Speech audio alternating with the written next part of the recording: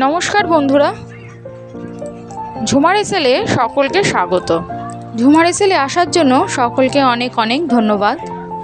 আজকে রেসিপিতে আছে পুঁইশাক চচ্চড়ি। এই শাকটি যেভাবেই রান্না হোক না কেন খেতে খুবই সুস্বাদু লাগে। তো বন্ধুরা, রেসিপিটা এইভাবে অবশ্যই একবার করে দেখবেন। আশা করব আপনাদের সকলেরই ভালো লাগবে।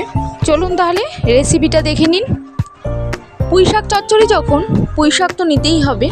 তার সঙ্গে আমি নিয়েছি কয়েকটি সবজির মধ্যে রয়েছে কুমড়ো, আলু, বেগুন, আর নিয়েছি কাঁঠালের দানা, আর সব কিছুর সঙ্গে আছে পুঁইশাকের ডাঁটা। দুটো মাঝারি সাইজের পেঁয়াজকে কেটে নিয়েছি, আর ঝালের জন্য নিয়েছি কাঁচা লঙ্কা। কড়া বসিয়ে দিয়েছি, তাতে পরিমাণ মতন সর্ষে তেল নিয়ে নিলাম। তেলটা গরম হয়ে গেলে এতে দিয়ে দেবো একটা তেজপাতা আর 1 চামচ পাঁচফোড়ন। একই সঙ্গে দিয়ে দেবো কাঁচা লঙ্কা আর পেঁয়াজ কুচো। লঙ্কাগুলো অবশ্যই মাঝখান দিয়ে চিড়ে নেবেন। সমস্তটা মিনিট 5 একটু লো ফ্লেমে নাড়িয়ে চাড়িয়ে ভেজে নেব। এরপর এর সঙ্গে অ্যাড করে দেব সমস্ত সবজিগুলো।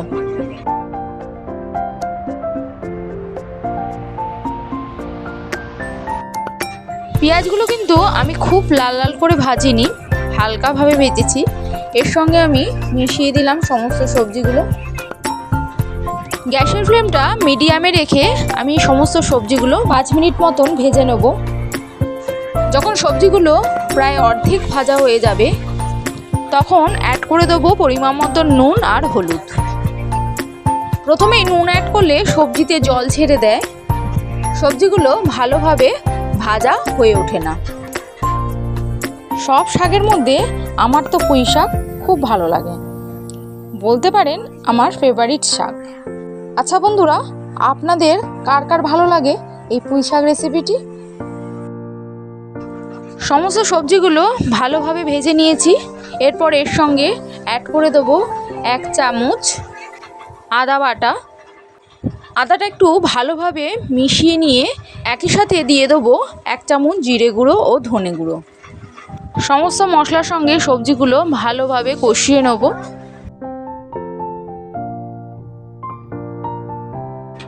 কষাতে কষাতে একটু লঙ্কা গুঁড়ো অ্যাড করে দিলাম।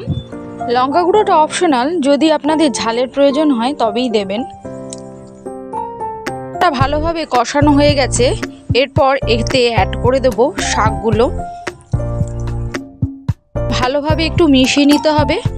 এরপর এতে সামান্য আমি জল অ্যাড করে দেবো, যাতে কড়াইয়ে শাকটা লেগে না যায়। এরপর লো টু মিডিয়ামে চাপা দিয়ে সমস্তটা সেদ্ধ করে নেব। তো বন্ধুরা, আজকের রেসিপিটা সকলের কেমন লাগলো তা অবশ্যই কমেন্ট করে জানাবেন। যদি ভালো লেগে থাকে তাহলে একটা লাইক ও শেয়ার করে দেবেন। আর আমার পরবর্তী ভিডিওর আপডেট পাওয়ার জন্য চ্যানেলটি সাবস্ক্রাইব করে অল বেল আইকন করে রাখার অনুরোধ রইল। পাশে থাকা বেল আইকনটি প্রেস করে রাখলে আমার পরবর্তী ভিডিওর আপডেটগুলো আপনারা নোটিফিকেশনের মাধ্যমে পেয়ে যাবেন। এতক্ষণে আমার শাকটা মজে গেছে। এরপর আমি অ্যাড করে দিলাম পরিমাণ মতন চিনি। শাক চচ্চড়িতে চিনি তো দিতেই হবে, তবে যে যেরকম মিষ্টি খেতে পছন্দ করেন সেই অনুযায়ী চিনিটা ব্যবহার করবেন। এইভাবেই নাড়াতে চাড়াতে আমার শাকের জলটা শুকিয়ে গেছে এবং চচ্চড়িটা মাখা মাখা হয়ে গেছে। এইভাবে যদি রান্নাটি না করে থাকেন তাহলে অবশ্যই একবার ট্রাই করে দেখবেন। আশা করব সকলেরই ভালো লাগবে। তো বন্ধুরা, আজকে এই পর্যন্ত। পরের দিন দেখা হচ্ছে আরও অন্য একটি রেসিপির সঙ্গে। যে সমস্ত বন্ধুরা আমার ভিডিওটি সম্পূর্ণ দেখলেন তাদের সকলকে অনেক অনেক ধন্যবাদ। সবশেষে বলবো নমস্কার বন্ধু, সুস্থ থাকুন, ভালো থাকুন।